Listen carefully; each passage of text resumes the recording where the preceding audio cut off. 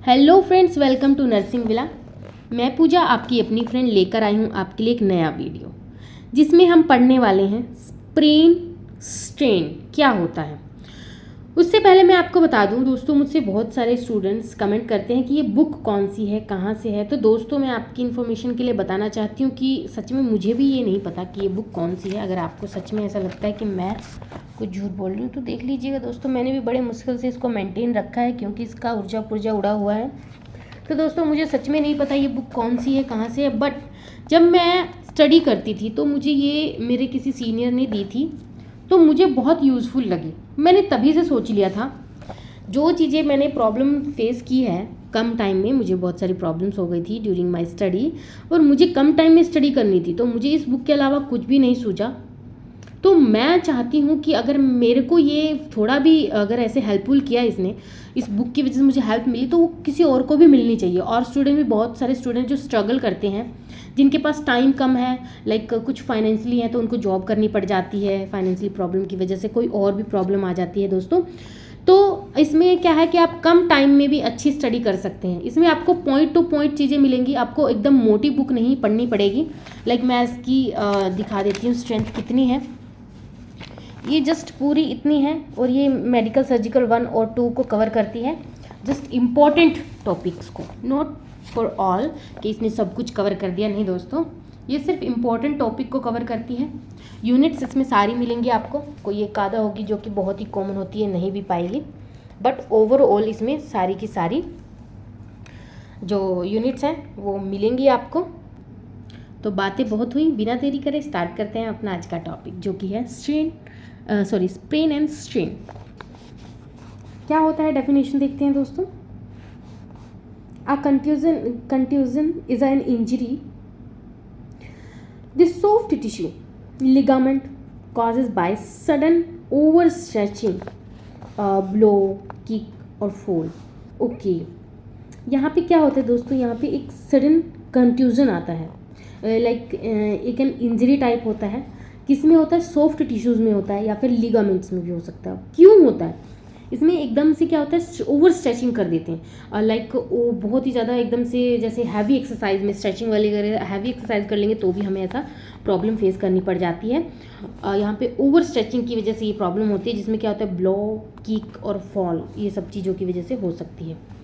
तो इसमें आता है स्वेलिंग एंड डिसकलरेशन होना स्टार्ट हो जाता है। इस तरीके का यहाँ पे कॉज हो जाता है और यहाँ पे स्वेलिंग और डिसकलरेशन होना कॉज हो जाता है, ठीक है, स्टार्ट हो जाता है, सॉरी। सिम्टम्स ऑफ स्प्रेन से आप समझ गए, हल्का फुल्का स्प्रेन हो गया, लाइक स्प्रेन और स्ट्रेन हो गया हमारी किसी जॉइंट में, किसी लिगामेंट में स्वेलिंग आ गई है ना, ऐसा सुना होगा मे बी।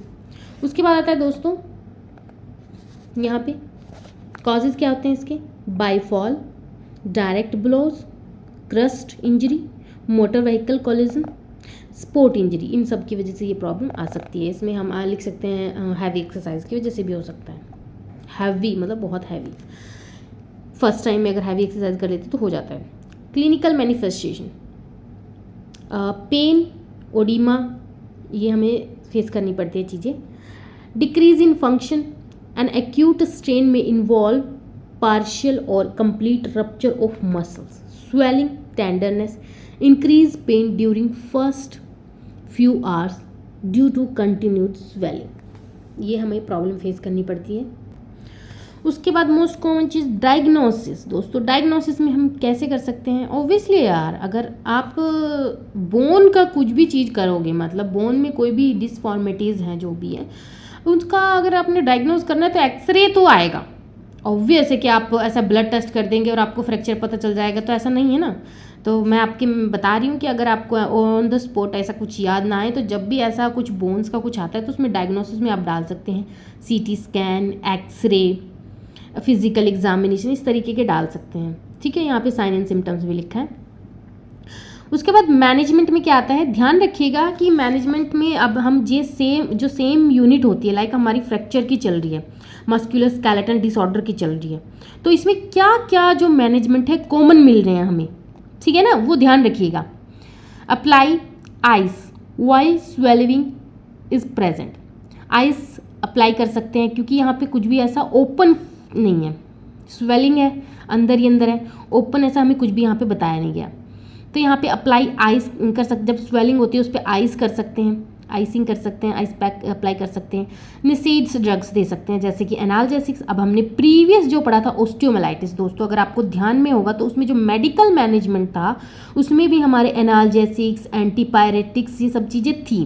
तो यहाँ पे इन्होंने इनडायरेक्टली पहले नसेड्स बोले हैं, उसी में आते हैं ये एनाल्जेसिक्स हमारे, और एनाल्जेसिक्स के अंदर भी आते हैं इब्यूप्रोफिन, मोस्ट कॉमन नसेड्स ड्रग है, डिक्लोफेनेक, सोडियम। तो इनको ध्यान रखिएगा कि कौन कौन से ड्रग किसके अंडर आ रही हैं। Provide rest and comfort to the patient, elevation of extremity to reduce edema, administer tetanus toxoid if skin integrity is broken. We should to do a warm up and stretching to patient to reduce strain and sprain, यानी कि हमें ऐसा immobilise होके नहीं बैठना, बिल्कुल अगर swelling होगी तो हमें बैठ जाना नहीं, हमें क्या करना चाहिए वहाँ पे वार्म अप, हल्का फुल्का वार्म अप करना चाहिए, हल्की फुल्की स्ट्रेचिंग करनी चाहिए, और इसकी वजह से क्या होगा, हमारा जो स्ट्रेन होगा या फिर स्प्रेन होगा उसमें थोड़ा रिड्यूसनेस, उसमें वो थोड़ा रिड्यूस हो सकता है। स्पेशली में क्या बताया गया कि strain is smaller terms as like sprain. अब यहाँ पे स्ट्रेन और स्प्रेन इन्होंने दोनों के लिए, दोनों एक ही टर्म के, एक ही चीज़ के लिए यूज़ किया, लेकिन यहाँ पे इन्होंने चीज़ बताई है कि जो स्ट्रेन है is similar terms as like sprain. इनमें अगर हम ऐसे देखेंगे कि हमें स्प्रेन मिला या स्ट्रेन मिला तो दोनों में कोई डिफरेंस नहीं बताया गया, यहाँ पे दोनों ही सिमिलर टर्म्स हैं, स्प्रेन भी और स्ट्रेन भी, कुछ ऐसा अलग नहीं है। It is an injury to muscles and tendon. इसमें क्या होता है कि इंजरी होती है इसमें मसल्स में और जो भी टेंडन में या फिर लिगामेंट्स भी बोल सकते हैं, ठीक है। सबसे इंपॉर्टेंट दोस्तों की मैनेजमेंट की दी है यहाँ पे RICE राइस भी बोल सकते हैं, और rest, ice, immobilization, compression, cold compress, elevation. तो दोस्तों ये सब चीज़ें इसके की मैनेजमेंट दी गई हैं। उसके बाद फाइनल आता है नर्सिंग मैनेजमेंट। अब हम इसमें देखेंगे nursing management. Applied cold compresses for the first several days 15 to 20 minutes at a time every few hours. Assess neurovascular status of contused extremity ever. Contused जो कि हमने पहले पढ़ा था contusion, उसी को यहाँ पे बोला है contused extremity every 1 to 4 hours as patient's condition indicates. उसके बाद क्या करेंगे, instruct patient on use of pain medication as prescribed. Educate to the patient that rest is a must for injured part. Teach the patient to avoid excessive exercise of injured part. यहाँ पे excessive exercise को avoid करना है. Teach the patient got resume activities gradually. मतलब अपनी जो उसकी activity है वो एकदम से नहीं कि ये थोड़ा ठीक लगा तो अपनी पूरी एक्टिविटी में आगे, नहीं, ग्रेजुअली उसको करनी है रिज्यूम, लाइक धीरे धीरे अपनी एक्टिविटी में आना है। तो ये सब हमें टीचिंग यानी कि इन्फॉर्मेशन देनी है पेशेंट को, नर्सिंग मैनेजमेंट में ये चीज़ आता है।